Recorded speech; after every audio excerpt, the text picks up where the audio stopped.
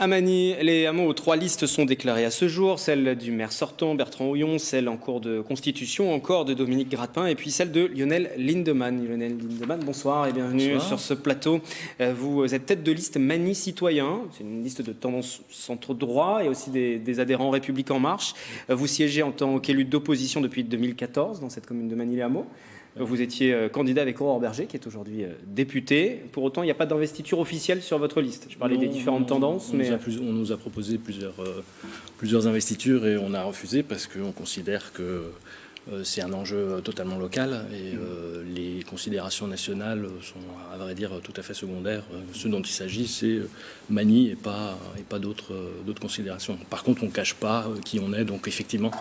On a des membres du comité local Magny En Marche qui ont décidé d'intégrer la liste, qui ont décidé de participer, parce qu'ils ont des compétences vraiment très intéressantes. Et donc, c'est vraiment des gens qui vont pouvoir apporter à la commune de nouvelles compétences que, à mon sens, elle n'a pas pour l'instant.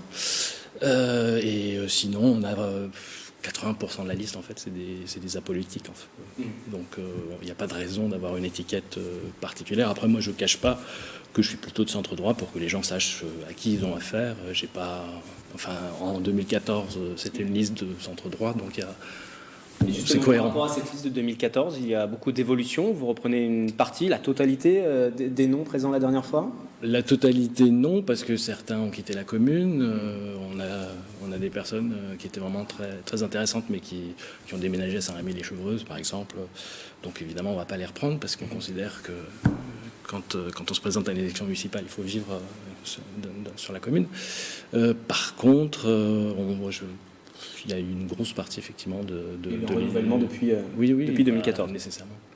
En 2014, votre liste avait été battue. Le maire sortant avait totalisé 58,26%. Oui. Comment vous pensez pouvoir inverser ce score, ce résultat? Qu'est-ce qui a changé depuis le dernier scrutin, justement?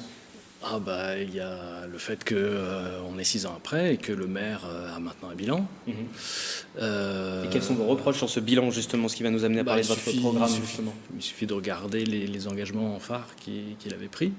Je pense à 2 engagements en particulier qui, pour moi, sont assez symboliques ou même symptomatiques de ce qu'on peut lui reprocher, même s'il y a aussi eu des choses très positives dans ce qui a été fait. Il s'était engagé à mettre en place un marché à Magny-les-Hameaux, et ce marché, c'est très important parce qu'on a une commune, il y a 30 ans encore, il y avait des débats sur est-ce qu'on va couper la commune en 2, est-ce qu'on va la scinder, etc. Donc c'est une commune qui a absolument besoin de centres et de créer des liens. Et donc ce marché est extrêmement important parce qu'il permettrait à tous les Magnécois de se voir tous les week-ends, de se rencontrer et ainsi de suite. Il a été promis il y a 6 ans et puis on est 6 ans plus tard, il n'y a toujours pas de marché. Donc au-delà des étiquettes, etc., ce qu'il faut voir, c'est est-ce que un maire, quand il se présente à une élection, quand il propose un projet, est-ce qu'il tient ses engagements ou pas? Et donc là-dessus, c'est pas le cas. Autre domaine où il s'était engagé...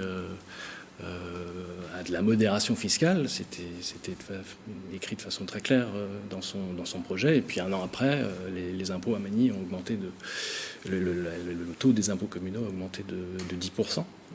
Donc pour moi, ça c'est pas de la modération fiscale et ça aussi c'est un engagement qui n'a pas été tenu. Alors sur quoi le maire, pour qui n'est pas là, et vous aurez l'occasion d'échanger lorsqu'il y aura les débats qui seront proposés sur notre antenne, pourrait aussi répondre qu'il y a eu un désengagement de la part de l'État. Il faut aussi faire face quand on est maire. C'est un discours qui tient régulièrement.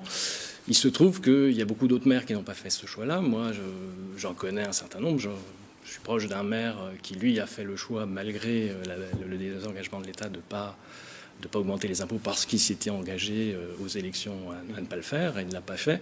Et en réalité, 5 ans après, 6 ans après, lui, il ne me parle plus du désengagement de l'État. Il me parle de l'avenir de sa commune, et en réalité, il a fait face à ce désengagement, et sa commune est beaucoup plus forte aujourd'hui. Ses finances sont beaucoup plus fortes aujourd'hui, parce qu'il a fait face à cette difficulté. Voilà. Dans votre programme, il y a donc cette volonté de fédérer la commune autour d'un marché notamment. Il y a aussi cette idée de sortir du désenclavement. C'est un point qui revient régulièrement dans les différentes campagnes sur Magny-les-Hameaux, de par sa construction, sa position géographique. Quelles sont vos propositions justement pour pouvoir sortir cette commune un peu de son éloignement du reste de Saint-Quentin-en-Yvelines et puis de désenclaver un peu plus généralement? Le problème que pose... enfin, nous, on considère vraiment que c'est le domaine clé où il faut agir, parce que en fait, tout le reste va suivre. C'est-à-dire que si vous voulez que des entreprises s'installent à Magny, il faut que les salariés de ces entreprises puissent venir à Magny. Voilà. Si vous voulez que les habitants trouvent des opportunités à Magny même, il faut que ces entreprises puissent venir à Magny et ainsi de suite. Donc nous, ce qu'on propose pour sortir de ce désenclavement, c'est notamment des alternatives à la voiture individuelle. Il y a eu des pistes cyclables qui ont été mises en place, ou des bandes cyclables, mais elles ne sont pas sécurisées, donc personne ne s'en sert. Donc il faut revoir tout ça. Elles ne sont pas directes. Il y a aussi Vous parlez de ce désenclavement de la commune. Oui. Ça passe par quoi d'autre? Le désenclavement. Oui, le désenclavement de la commune, bien, ça passe en augmentant les bus, en travaillant avec nos partenaires de la communauté d'agglomération pour augmenter les bus le soir et le week-end. J'ai vu qu'il y avait eu des bus express qui ont été mis en place. Tout ça, c'est très intéressant, sauf que quand il y a des bouchons, ça ne sert à rien d'avoir un bus express, par exemple. Le travail avec l'agglomération, justement, c'est aussi l'un de vos points de programme. C'est mieux échanger avec l'agglomération, quelle que soit la majorité. On en revient à ce que vous disiez, pas d'étiquette, par exemple. Oui, mais c'est quelque chose qui me frappe quand je parle à l'extérieur de la commune, avec nos partenaires pour préparer les élections. Je constate que assez souvent, ce que me disent les partenaires de la commune, c'est qu'ils ont beaucoup de mal à travailler avec la commune de Magny. Et donc moi, je considère qu'un maire aujourd'hui, justement, doit travailler avec tous les partenaires extérieurs de la commune, qu'il s'agisse de l'État, qu'il s'agisse du département, qu'il s'agisse de la région, qu'il s'agisse de la communauté d'agglomération, qu'il s'agisse des entreprises, etc. Et ça, c'est vraiment un domaine où, pour l'instant, les retours que nous avons sont assez négatifs. La campagne officielle va débuter lundi 3 février. Comment va se dérouler votre campagne sur le terrain? Des réunions sont déjà prévues? En fait, nous, on privilégie le porte-à-porte parce qu'on considère qu'il faut aller voir les habitants. C'est aussi lié à notre commune. Faire une réunion dans un coin de la commune, alors qu'on a une commune qui s'étend sur 7 km, c'est toujours réducteur. Donc on préfère pour l'instant aller voir les habitants. Donc on discute dans tous les quartiers. En fait, on a des binômes par quartier qui ont vocation ensuite à devenir maire adjoint ou maire de quartier. C'est ça l'idée. Du coup, les habitants les identifient, c'est leur maire de quartier ou de hameau.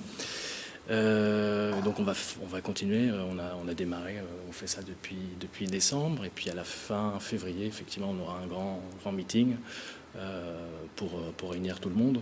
Mais on va surtout faire une campagne de terrain. On va aller voir les gens, on va discuter avec eux, des réunions d'appartements et ainsi de suite. Et puis tout au long du mois, on va décliner nos propositions par thématique. Voilà. Merci beaucoup Lionel Lindemann d'être passé sur ce plateau. Candidat donc sur Magny les Hameaux, tête de liste. Je rappelle que 3 listes sont déclarées pour le moment.